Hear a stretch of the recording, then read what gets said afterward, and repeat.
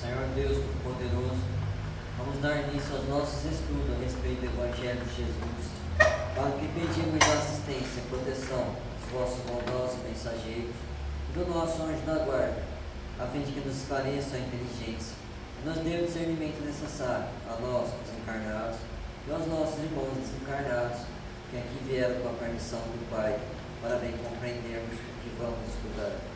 Rogamos a Jesus, o nosso mestre e guia, seja conosco e presida a nossa reunião. Em teu nome, Senhor, o seu bendito Filho Jesus, a nossa Mãe Maria, de Ismael, da irmã veneranda, protetora desta casa, damos por aberto a reunião de estudos desta noite. Assim seja. Testemunho. Respondeu-lhes Jesus: Dizes isso de ti mesmo, ou foram outros que te disseram de mim? João, capítulo 18, versículo 34. A pergunta do Cristo a Pilatos tem significação mais extensiva. Compreendemos-la aplicada às nossas experiências religiosas. Quando encaramos no Mestre a personalidade do Salvador, por que o afirmamos? Estaremos agindo como discos fonográficos na repetição pura e simples de palavras ouvidas?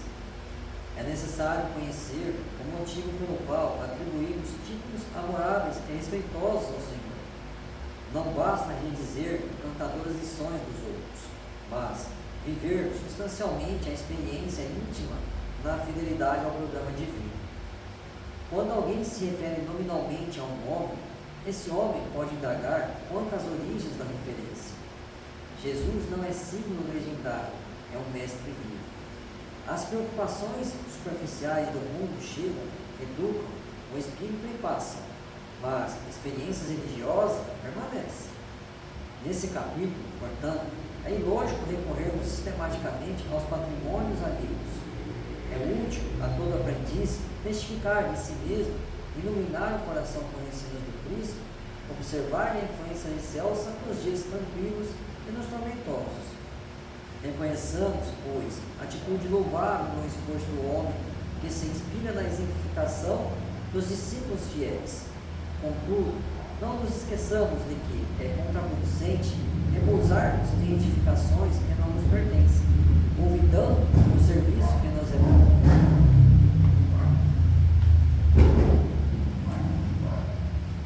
Pai nosso que estás nos céus, santificado seja o vosso nome, e venha a nós o vosso reino, que seja feita a vossa vontade, assim na terra como no céu. O pão nosso de cada dia nos dai hoje, Senhor. Perdoai as nossas ofensas, assim como nós perdoamos aos que nos têm ofendido.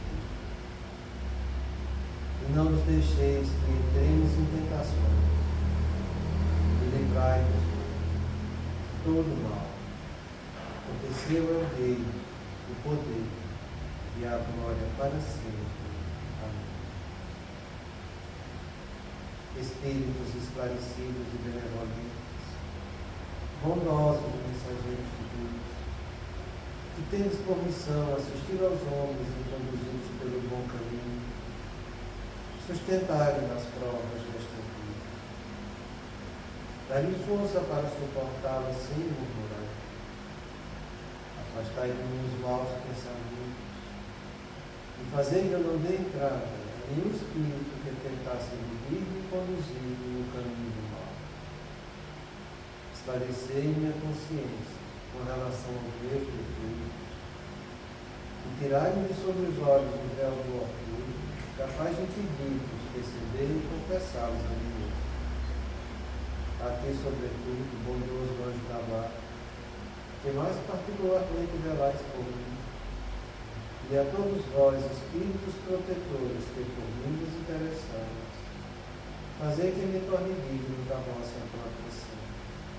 Conheceis as minhas necessidades, que elas sejam atendidas segundo a vontade de Deus. E a paz que irradia do coração de Jesus e que abrange toda a terra, possa ser assimilado por todos os corações aqui presentes, tanto encarnados quanto desencarnados, para que de posse dessa paz possamos compreender as leis que regem o mundo espiritual e ter a sabedoria de praticá-las em nossa vida diária. Em nome do nosso Mestre amado Jesus, da irmã veneranda e sua equipe espiritual que nos assiste, bem como dos nossos anjos da guarda, solicitamos que a misericórdia seja purificada em nosso mundo. Que assim seja, damos graças a Deus.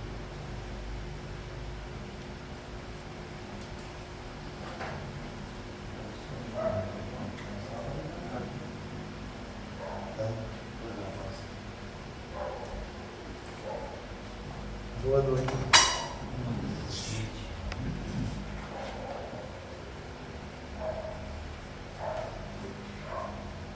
Tem coisas que a gente estuda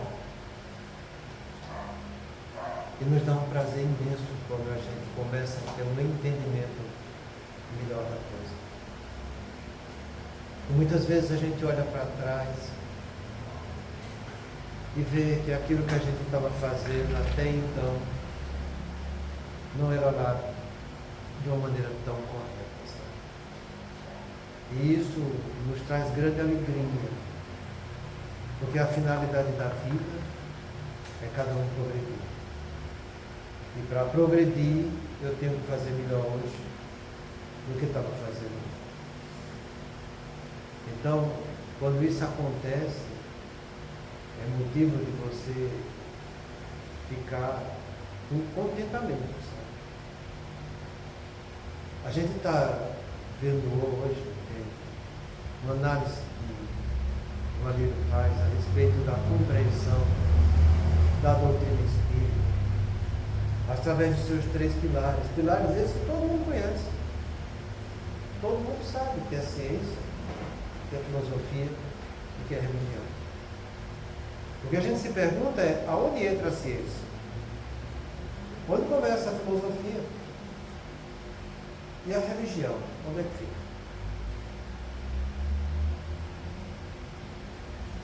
A doutrina já diz, são 3 aspectos que se abraçam. Não pode ser separado. Os maiores trabalhos do Espiritismo aqui no Brasil, na sua fase inicial, que Bezerra de Menezes trabalhou,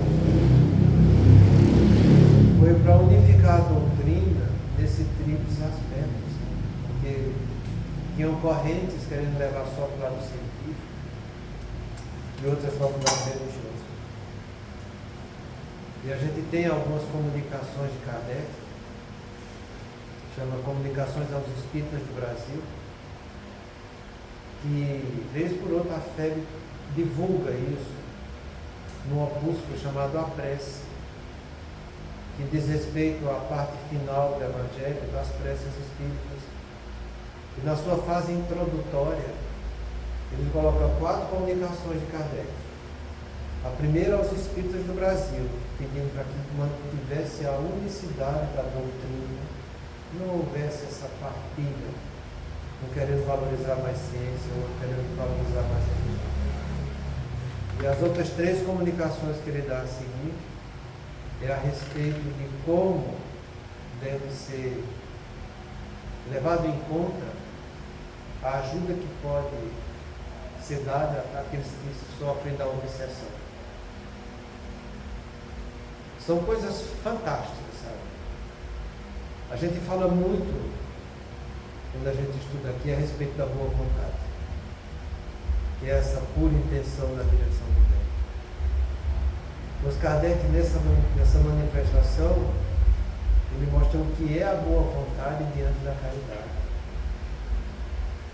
Que está muito longe de chegar à caridade aquele que tem boa vontade. Então são coisas que dão uma nova visão para a gente, e a gente fica encantado com aquilo. Então a gente viu a semana passada que o principal dessa vida, o que cada um vai levar de positivo, são as transformações que fazem em si. Não são as coisas que eu faço fora de mim. Eu vejo as pessoas interessadas às vezes em falar que quer fazer caridade para se dar bem amanhã. E isso não tem qualificação moral. No Livro dos Espíritos, Kardec faz 3 questionamentos sucessivos a respeito dessa atitude das pessoas terem essa capacidade de querer fazer algo para ter um benefício na vida. E a própria espiritualidade orienta ele desse jeito. Você tem que fazer as coisas com total desinteresse.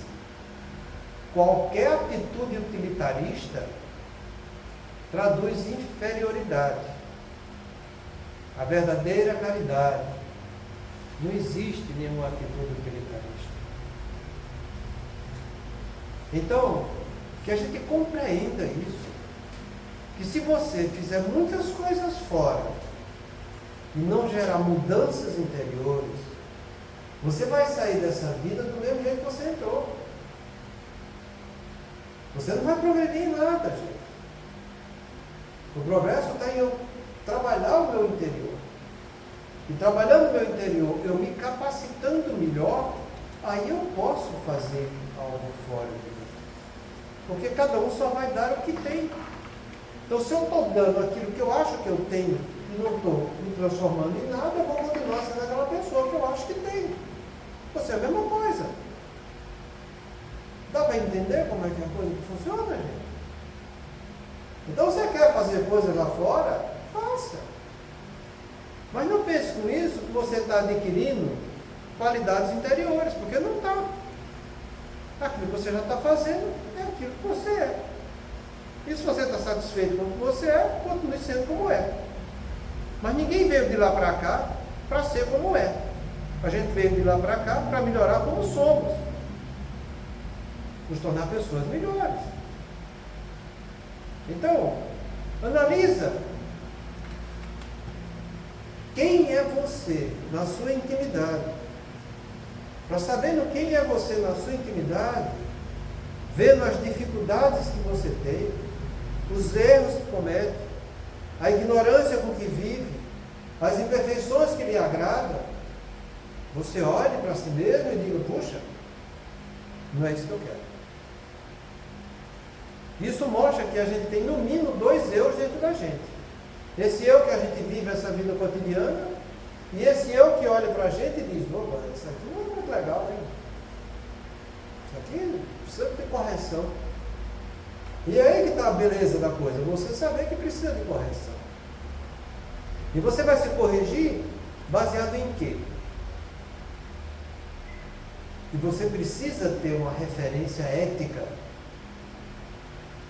que tenha peso para as suas qualidades morais. Porque se essa referência ética não tiver peso para as suas qualidades morais, você vai começar fazendo, mas depois você vai ficar com as suas qualidades morais. Tem que ser algo muito superior a você, que vai te trazer uma complementação para que suas imperfeições comecem a se melhorar. Então, que cada um ponha isso na sua consciência, que o que vale nessa vida são as transformações positivas que realizamos conosco mesmo. Então, deixa eu ver se a coisa fica branca, né? Melhorou. Então, ele comenta, a salvação verdadeira não se ganha fazendo coisas. A salvação acontece pela autotransformação. A autotransformação só acontece quando mergulhamos profundamente nos postulados espíritas, vendo o tríplice aspecto. Porque é isso que vai trazer qualidade ética para vir chegar e você mesmo falar com autoridade de espírito que você é e dizer para o seu ego, chega, basta, não é isso que você deve fazer e você deve fazer coisa melhor. É com essa atitude consciente que eu me melhoro. Se não for uma atitude consciente, você está criando máscara do ego. Então você não tem que fazer porque está escrito que deve fazer. Você não está tendo que fazer porque fulano disse que é para você fazer. Não é porque o Chico falou, nem o Emmanuel. Não. É porque você estudou, analisou, refletiu, ponderou, qualificou as coisas e viu que a sua consciência mostrou que essa atitude precisava ser modificada em você com essa lucidez profunda. Porque é isso que vai te trazer a energia para que você coloque em prática. Sem essa consciência, sem essa energia, você não vai mudar com consistência. Porque quando a pessoa muda, ela não volta atrás. Entendeu isso? Que não volta porque ela mudou? Se você disse que mudou e voltou atrás, você não mudou. Você criou máscara do ego. Você fez a aparência de que queria mudar, mas você conscientemente não se corrigiu na sua intimidade. É igual aquela pergunta que foi feita ontem aqui. A pessoa que foi educada, que mudou, depois volta a fazer coisa errada. Não, ela não mudou. Ela não foi educada. Se ela fosse realmente educada, tivesse constituído hábitos novos, ela não voltaria atrás. É por isso que eu falo, a atitude tem que ser plenamente consciente. Então ele vai dar os passos de como eu devo analisar essa doutrina para que eu tenha uma atitude consciente na minha vida. E é nisso que eu estava falando no começo, que está a beleza da coisa. Consciente e consistente, né? Toda vez que você faz com consciência, a coisa fica consistente. Se você não fizer com consciência, não fica. Então ele nos orienta o seguinte: primeiro, da doutrina, a ciência espírita. Tomando conhecimento da doutrina espírita, da mediunidade, tendo conhecimento informativo das bases filosóficas. A ciência espírita, ela nasce através de fenômeno mediúnico. Foi através das mesas girantes que tudo começou. Foi através dessa mediunidade que o homem descobriu como é o mundo espiritual. É a ciência da espiritualidade que a doutrina espírita nos traz para a mediunidade. Sem ela, não existiria a doutrina. Tudo começou pela ciência. Então, se tudo começou pela ciência, por onde é que eu devo começar? Pela ciência. Então, eu vou estudar o que essa ciência trouxe de veracidade para a gente. E é isso que Kardec faz no Livro dos Espíritos. É toda a ciência espírita que está ali. Então, você quer aprender alguma coisa? Você quer ter algo que tenha conteúdo ético de peso para as suas qualidades morais questionáveis? Se desbulhe em cima desse Livro dos Espíritos e vai entender. São 4 partes que tem lá. É função nossa ir atrás disso. Aí eu pergunto para vocês: quantas vezes já leram, releram e estudaram o Livro dos Espíritos? É o começo. Sem o começo não tem meio. E muito menos fim. Ah, mas eu já li uma vez. Não interessa. Ali está toda a porta que se abre para a espiritualidade. Quanto mais você lê, mais você vai entender. Quanto mais entender, você vai mais estudar, vai se sentir atraído para continuar lendo cada vez mais e estudando cada vez mais. Ah, mas é difícil. Então, sabendo que é difícil, Kardec despolhou a coisa para a gente, sabe? Da primeira parte, ele escreveu o livro A Gênese. Da segunda parte, o Livro dos Médiuns. Da terceira, o Evangelho. E da quarta parte, o céu e o inferno. Então, está difícil? Vá lá ver, porque esse homem que codificou a doutrina esmiuçou detalhe por detalhe. Está difícil entender a primeira parte? Leia a Gênese. E diga-se de passagem, eu abri aqui entre uma aspa a respeito desse livro da Gênese. Alguns anos atrás, o Instituto André Luiz publicou um livro da Gênesis baseado na escrita original de Kardec. Porque depois que Kardec, tudo que Kardec fazia era documentado em cartório. O livro que ele fazia documentava. Quando ele ia atualizar um livro, ele documentava aquele livro. Então, quando ele escreveu a Gênesis, logo depois ele chegou a falecer.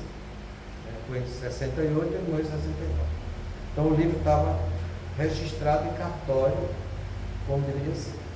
6 anos ou 7 anos depois, o pessoal que deu continuidade a Kardec fizeram algumas modificações na Gênesis, e a partir de então essas modificações foram perpetuadas até o Instituto André Luiz divulgar a obra original de Kardec.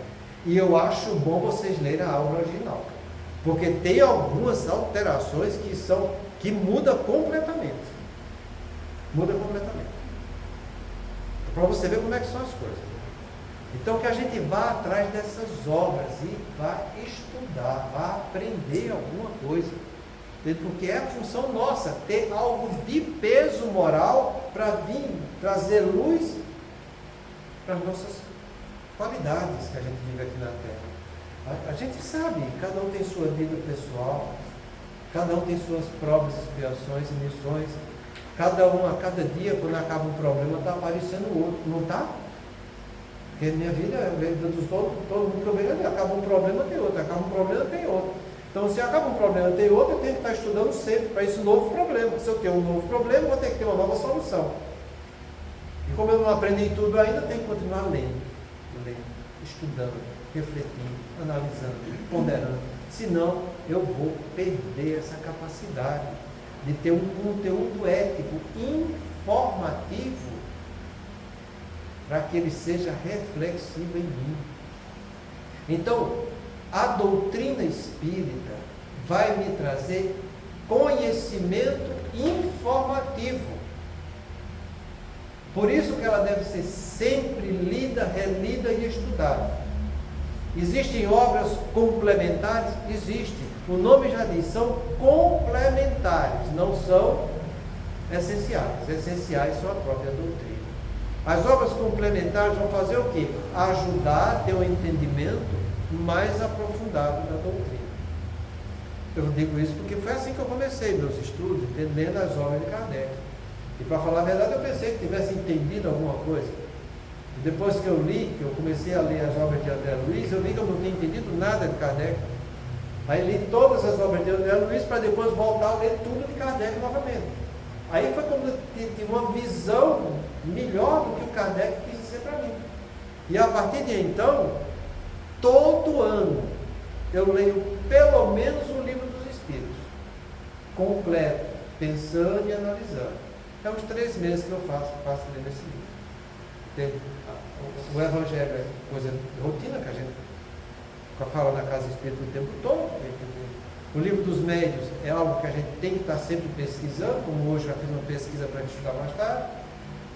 E aí vai, a Gênesis sempre traz conhecimentos novos para a gente, que você tem referência o tempo todo. E quando eu quero realmente ter uma leitura descontraída, em que eu não vou gastar muito fosfato e vai trazer muita informação, eu leio a segunda parte do Céu e Inferno. Devo alertar vocês que uma das partes mais bonitas da doutrina espírita e mais profunda, principalmente para quem trata de lei, é o Código Penal da Vida Futura. Aquilo ali abre uma visão para todos nós que é fantástica, que é a conclusão da primeira parte do livro Céu e Inferno. Então, se você precisa ter algo de peso dentro da doutrina para se educar, você tem que começar entendendo a ciência espírita. Essa palavra ciência sempre é muito definida, sabe? É todo conhecimento adquirido através de estudo, pesquisa ou da prática baseado em princípios certos. Certo é o que é verdadeiro, o que é correto, sem nenhum erro. Sabe o que é isso aqui? Né? Conhecimento certo, verdadeiro, sem nenhum erro. E aqui chama a atenção, você tem que parar para pensar. Porque a gente tem uma infinidade de obras sendo lançadas no mercado. Será que essas obras são realmente verdadeiras? Será que elas são realmente certas? Sim. Você vai ver um comentário que o Alírio faz aqui, de que para 4 obras, uma tem conteúdo doutrinário, 3 não tem. 3 não tem. Então eu fico me perguntando, porque eu faço isso comigo e quero que você faça com você. Vale a pena você ficar perdendo tempo lendo obras questionáveis, que vai trazer confusão moral para a sua vida? A vida é muito passageira, gente. A gente não tem tempo para perder com isso, não. Fica com o que é certo. Fica com o que é seguro. Fica com aquilo que já foi documentado como sendo a verdade. Vai atrás disso. O duro é que o ego da gente, nas suas imperfeições, ele gosta de novidade. Então saiu uma novidade aqui e ali, novidade, ótimo! É aí que está a perdição. Vai atrás do que é verdadeiro. Entende? O Evangelho de Jesus está aí faz 2000 anos. A gente entende ele todo. Passará o céu e a terra e minhas palavras não passarão. Está lá. Você por acaso vai parar de estudar o Evangelho de Jesus? Só porque faz 2000 anos? O Espiritismo veio modificar alguma coisa do Evangelho? Não. Veio dar entendimento, uma compreensão mais profunda. Para que eu tenha uma compreensão mais profunda, lendo a ciência espírita e lendo o Evangelho de Jesus, estudando as duas coisas, eu tenho cada vez mais conteúdo ético, consciente, que vai gerar transformação em minhas condutas morais. É aí que está a beleza da coisa. Se você não agir com profundidade de conhecimento, você não vai mudar com consistência. Porque a sua consciência não vai estar na superficialidade das coisas. Então se aprofunde, mas se aprofunde cada vez mais. Não fique na superficialidade. Questione, analise, tire dúvidas, pergunte, pesquise. Deus vendo o seu esforço, seu anjo da guarda vendo que você está indo no caminho do bem, ele vai mostrar a direção que você precisa tomar para que continue estudando, e estudando cada vez mais, e assim você vai progredindo. Não é porque ele vai estar me oferecendo a instrução de alguma coisa que eu vou parar, não, de jeito nenhum, eu tenho que continuar, porque eu quero e preciso mudar, gerar transformações em mim o tempo todo. Então vai atrás do que é realmente certo, do que é verdadeiro, daquilo que não contém erro. Entende como que é a coisa? E você indo atrás disso, da ciência espírita, você começa a trabalhar a filosofia espírita, que é fazer o conhecimento reflexivo para senti-la no coração. A filosofia e a razão são duas palavras que se substituem uma com a outra. Toda vez que eu estou usando a minha razão no entendimento de alguma coisa, eu estou trabalhando filosoficamente em conteúdos edificantes em mim.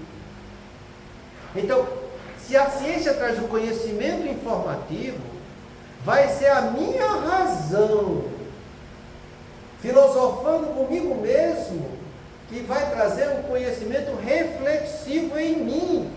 Como isso, essa informação que eu estou tendo, vai se aconchegar com o que eu sou, com o que eu vivo. Como é que isso vai ser costurado dentro de mim? É através da filosofia que você faz esse ponto de união entre a informação e você, refletindo isso contigo. Então é fundamental você meditar a doutrina consigo. É essa meditação que está a filosofia espírita. É aí que está a tua capacidade de desenvolver a tua razão, que vai trazer ética consistente para que você, dentro de você, veja, isso que eu sinto que é verdade, porque eu entendo, com esse conhecimento que eu analisei, está me chamando a responsabilidade de fazer coisas diferentes. E toda vez que eu faço isso, entende? Eu estou agregando coisas novas no meu patrimônio ético. E quando a gente fala agregar em patrimônio ético, não fica pensando que isso é uma linguagem abstrata, porque não é. Eu trouxe para vocês aqui uma experiência de neurociência que é divulgada, entende? Qual o preço da tua alma, esse trabalho. E lá ele mostra a área cerebral sua, onde está o teu conteúdo ético. Toda vez que você está agregando ética para você, isso está ficando catalogado no teu cérebro, na região tempo-parietal do hemisfério direito. E toda vez que você está pensando em fazer alguma coisa, quando você age eticamente, é acendido ao mesmo tempo que você está refletindo a área da ética com o teu pré-frontal, que é onde você está refletindo a coisa. É uma comunicação direta que existe entre a tua capacidade reflexiva e a ética que está registrada em você. E é muito bonito o trabalho de neurociência a respeito disso. Porque ele mostra que as pessoas que agem com ética, elas não mudam de opinião. Em contrapartida, as pessoas que agem com interesse, elas mudam de opinião por pouca coisa que são sugeridas para ela. E quando a gente fala para vocês que a gente precisa ter conteúdo ético consciente do que a gente está falando, é nesse sentido. Porque é isso que vai te dar força para que você não volte atrás e faça algo equivocado. Você está realmente mudando. E mudando isso com consistência. Então que a gente pare de atitude utilitarista. De querer comprar alguma coisa por benefícios exteriores que a gente está fazendo. Porque isso não vai te trazer benefício nenhum. Muito pelo contrário. Você vai estar jogando fora a oportunidade de fazer o que é certo e se tornar um espírito melhor. Então, usa a tua capacidade racional para desenvolver a filosofia na arte do bem pensar, para entender essas leis universais que venham te abastecer a tua intimidade. Porque é para isso que serve a filosofia. Entende? É a área do conhecimento dedicada à construção de saberes lógicos e racionais, em que você está refletindo com você. Então, traz o conhecimento, que é a informação da ciência, para o conhecimento filosófico, que é refletido em você, dessa ciência como patrimônio na sua vida. Entende como é importante você trabalhar essas áreas da doutrina?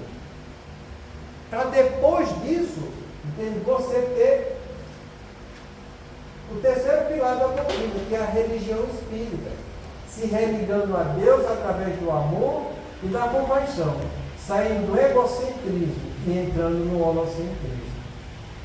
À medida que eu estou, presta bem atenção, refletindo uma ideia nova em mim, um pensamento novo que me chega, a gente já falou para vocês que qualquer pensamento, ele é revestido de 3 fundamentos que compõem esse pensamento.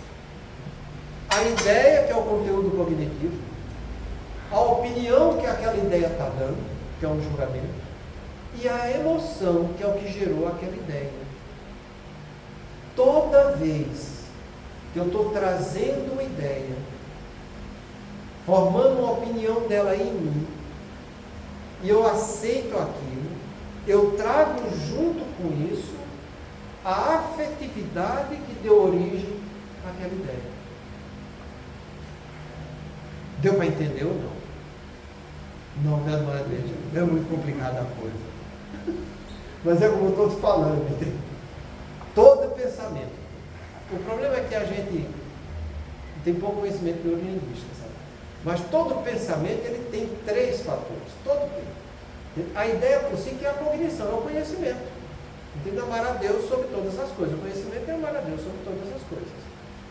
Quando eu vou entender a opinião disso, eu começo a perceber que eu não tenho que amar primeiro a mim. Eu não tenho que amar primeiro o outro. A opinião que essa ideia está dizendo é que eu tenho que amar a Deus. Então eu vou fazer um julgamento novo com essa ideia em mim. No lugar de eu achar que eu devo estar sendo primeiro eu, depois os meus, e o resto que se dane, quando eu amo a Deus, eu tenho que amar a todos. Por isso que ele fala que tem que ser holocentrismo. Então, existe a ideia, a opinião que tem a ideia, e a emoção, a afetividade, que é o que dá origem à ideia em si. Todo pensamento nosso nasce sempre da afetividade. É a afetividade que dá origem à ideia, e não a ideia dá origem à afetividade. Então, quando eu aceito uma ideia nova, quando eu trago essa opinião nova para mim, eu estou reformulando a minha afetividade. Porque aquela ideia vai acrescentar algo novo ao meu afeto, a minha maneira de sentir as coisas. Eu vou sentir de uma maneira diferente. Afeto é sentimento. Entende? Então, eu vou sentir diferente como eu devo amar a Deus sobre todas as coisas. Então, é um sentimento novo que eu vou ter. Então, quando alguém me machucar, eu vou perdoar, porque eu tenho que amar a Deus, e Deus ama a todos. Então, a gente vai costurando isso em nossa intimidade. Isso vai trazendo coisas novas. Então, quando ele fala que, trabalhando a ciência, usando a filosofia, eu vou chegar na religião, porque eu vou costurar em mim afetos, sentimentos cada vez mais amorosos, que vai me religando com Deus. Aí você começa a compreender como funciona a ciência, a filosofia e a religião. E como eu estou trazendo coisas novas, verdadeiras, eu estou cada vez mais me adequando a Deus, porque Deus é a verdade por excelência. Quando Jesus disse, eu sou o caminho da verdade e da vida, é porque Ele é o caminho que leva à verdade, que é Deus, e que é Deus que dá a vida. Toda vez que você acrescenta algo verdadeiro na sua vida, você está se aproximando de Deus, porque você vai estar sentindo essa verdade que você está acrescentando no caminho do Pai. Você está saindo do egocentrismo e entrando sempre no holocentrismo. Daí a gente entender como se processa isso tudo para o teu crescimento espiritual. Estuda conhecimento informativo, reflete conhecimento filosófico que você está tendo, muda, sente diferente. Você está trabalhando na sua religiosidade, está se religando a Deus, porque você está sentindo cada vez mais a verdade dentro de você, e a verdade por si só é o próprio Deus. Está dando para entender, gente? Não está muito difícil a coisa? Mas é assim que a gente precisa. Por isso que eu estou falando. Isso era para a gente estar sabendo desde o começo, você resolveu ser espírita. Porque isso aqui era o que a casa espírita deveria estar ensinando a todo mundo. Se você não está ensinando isso às pessoas, e está ficando só na superficialidade da coisa, isso não é bom. Isso não vai ser coisa muito boa para a gente. Se você está só fazendo coisas sem levar essa verdade para os outros, isso não vai ser legal. E a gente vai ter que responder por isso. Porque a doutrina está aí, para todo mundo estudar. Jesus está aí, para a gente reviver ele dentro da doutrina. Se eu não estou fazendo isso, vai ser complicado para mim, sabe? Então, que eu ajude a pessoa a entender como ela deve reformular. Porque essa capacidade que eu tenho de ter conhecimento informativo, conhecimento refletivo, sentir ele em mim, que é o que me vai fazer concordar com esse conhecimento, para começar a praticar, isso chama-se de aprendizagem. Quando alguém aprende alguma coisa, ela passou por esses 4 processos. Ela aprendeu porque teve um conhecimento novo, informação. E esse conhecimento novo gerou uma reflexão nela, processo racional filosófico. E esse conhecimento racional nela gerou um novo sentimento nela. Esse sentimento que é a afetividade é o que vai fazer eu concordar. Eu concordo que agora eu sinto que eu sou diferente. E eu sentindo que eu sou diferente, eu vou começar a fazer diferente. Você conhecer, refletir e sentir é um processo íntimo do teu espírito que está laborando com a tua inteligência. Você vai concretizar isso quando você usa a sua vontade para agir. Se você só conhece, se você pode até estar refletindo, se você sente, mas você tem inibição para colocar em prática, você não aprendeu nada. A aprendizagem só se concretiza quando eu coloco ela em prática, com a minha vontade.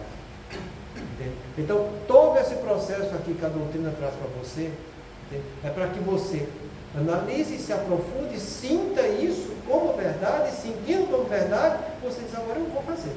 Agora eu vou usar a minha vontade para fazer. Por isso que a gente diz, quando você age com consciência,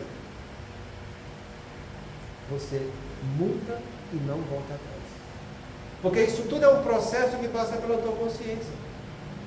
Consciência é a capacidade que eu tenho de entender e julgar a minha realidade, fazendo juízo de valores dos meus atos. Então eu vou fazer esse juízo de valor no meu ato, por quê? Porque eu me formei, porque eu refleti, porque eu senti, e minha consciência diz, agora faz, porque você não tem por que não fazer. Pô, se você já viu isso tudo, sentiu isso tudo, conheceu isso tudo, você não vai fazer, por que não vai? Entendeu? É aí que você tem que agir com consciência. Agora, se você não passa por esse processo, se você é daqueles que dizem, mas eu assisti a palestra, foi legal, eu tenho que fazer assim, eu vou fazer. Não vai dar com nada. Não vai dar com nada. O que a gente estuda, o que a gente divulga, o que a gente fala, são princípios e ferramentas para que você vá atrás daquilo que você precisa para você. Porque eu sei o que precisa para mim. Cada um vai saber. Cada um tem sua prova, expiação e sua missão. Eu não sei da prova, expiação e missão de vocês, mas vocês sabem. Então, se vocês sabem, vocês é que têm que estudar desse jeito a doutrina, tem que se enriquecendo pelo aprofundamento dela, para que isso te chame a responsabilidade da tua consciência e você diz, agora eu faço. E faz porque sabe que é certo o que está fazendo. Então, você não vai fazer porque os outros falaram. Vai fazer porque sua consciência diz que essa atitude de valor é o que é correto você fazer. Você agregou patrimônio à sua consciência. E você se tornou uma pessoa cada vez mais consciente. E quanto mais consciente você for, maior você vai ter o domínio da sua vida. Porque é como diz o próprio Jung, até o homem se tornar consciente, o inconsciente vai comandar a sua vida e ele vai chamar isso de destino. Quantas vezes vocês não falaram para vocês mesmos, dizendo, mas esse é o meu destino? Não. Nosso destino é ser pessoas conscientes, donos da nossa razão, sabendo com lucidez o que a gente está fazendo. Então, é assim que eu vou sentindo e melhorando meus sentimentos, que eu vou me religando a Deus com o amor. Porque é essa filosofia, é essa razão que vai depurar aquilo que eu preciso dentro de mim. Lembra daquela frase? No início o homem só tem instintos.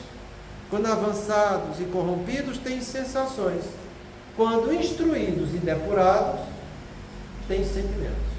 Então é a filosofia que vai instruir e depurar, para que eu trabalhe sentimentos, me religando a Deus. E o sentimento por excelência é o amor. E ele dá o início de todo o sentimento, que é a compaixão. Aqui é o princípio da caridade.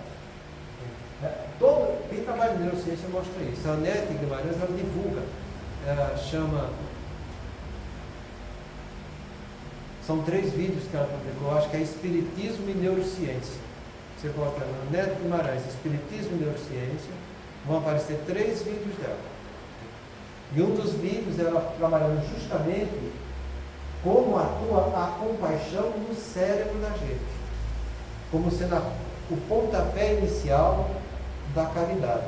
É um trabalho muito bonito, é feito por um brasileiro, e eu acho que tem que ser cada vez mais divulgado. Porque isso aqui é uma experiência concreta de algo que antigamente era extremamente abstrato.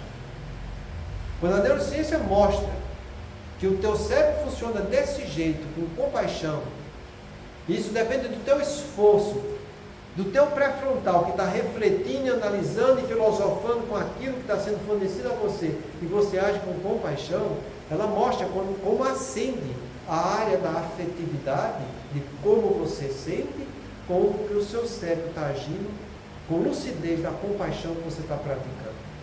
Então pega esse vídeo e dá uma lida, porque isso vai te dar uma catucada também, sabe? Para você ver que você precisa e está ao teu alcance você trabalhar no seu cérebro aquelas áreas. Então faz isso, porque você consegue evoluir desse jeito. Então é através disso que eu vou trabalhando nesse sentimento, agindo com compaixão, ele saindo do egocentrismo e entrando no egocentrismo. Às vezes a gente vê as pessoas dizerem, e alguns comentários falam que a doutrina espírita não tem religião. E se você for analisar pelas definições, por um lado, do ponto de vista humano, ela não é uma religião. Eu trouxe essas definições para que a gente ponha um ponto final nisso, sabe? Porque é algo que às vezes a gente é questionado, sabe? A religião, ela tem duas grandes definições, sabe? A primeira dela, que diz que é uma crença na existência superior de um poder sobre-humano, do qual o crente se considera dependente. Nesse sentido, a doutrina espírita é uma religião. Esse é o sentido da definição espiritual da religião.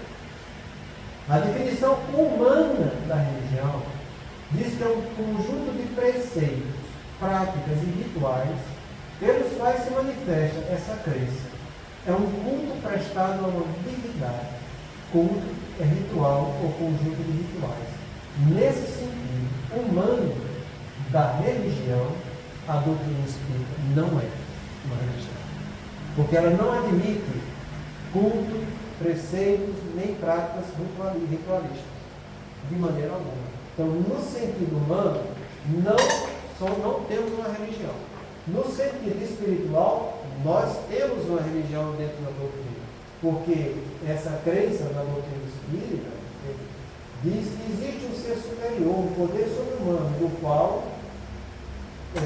o crente se considera dependente. E nós somos submissos a Deus. Quando você fala no Pai Nosso, seja feita a tua vontade na terra e no céu, é porque você deve ser submisso a Deus. E toda vez que você reclama de algo na sua vida, você está rasgando sua submissão a Deus.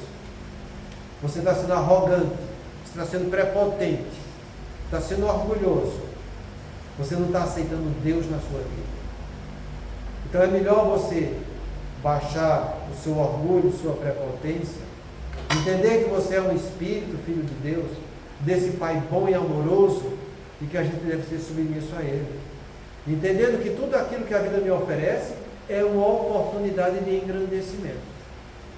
E como Jesus falou para cada um de nós, que cada um vai receber de acordo com o seu merecimento, o que eu estou tendo hoje é o que eu fiz para merecer até então, para ter hoje. Se eu não estou gostando, é melhor que eu mude, senão amanhã eu vou continuar tendo a mesma coisa. Então, tenha bom senso e seja prudente. Aceite os problemas da vida e procure fazer o seu melhor com esse conhecimento ético que a doutrina te traz, para que você reflita essa ética diante dos seus problemas. E diante dos seus problemas você tome uma conduta mais nobre, como espírito imortal, para sair dessa vida melhor do que quando entrou. É assim que a gente vai aprendendo dentro da doutrina. E é assim que a gente deve estar sempre ligado em tudo aquilo que a gente faz dentro da doutrina. Divulguemos isso para os outros e comecemos a praticar cada vez mais em nós. Muita paz.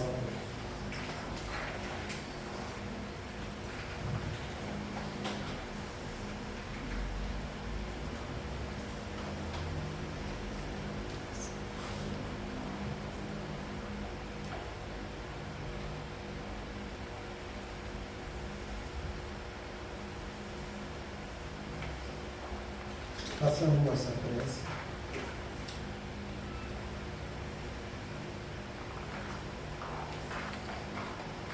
Aos amigos que ainda não conquistamos. Deus misericordioso, que a tua bondade se estenda por sobre todos os espíritos que se recomendam às nossas preces, em particular aos amigos que ainda não conquistamos. Bons espíritos, que tendes por única ocupação fazer o bem, intercedei comigo pelo alívio deles. Fazei que eles brilhem diante dos olhos no raio da esperança, e que a luz divina se esclareça acerca das imperfeições que os conservam distantes da morada dos bem-aventurados. Abri-lhes o coração ao arrependimento e ao desejo de se depurarem, para que se lhes acelere o adiantamento. Fazer-lhes compreender que por seus esforços podem encurtar a duração de suas provas. Que Deus, em sua bondade, nos dê o entendimento da fraternidade e que nos fortaleça para preservarmos juntos das boas resoluções. Que essas palavras repassadas de benevolência possam suavizar-lhes as penas, mostrando que nos compadecemos com o seu sofrimento e que lhes desejamos toda a felicidade.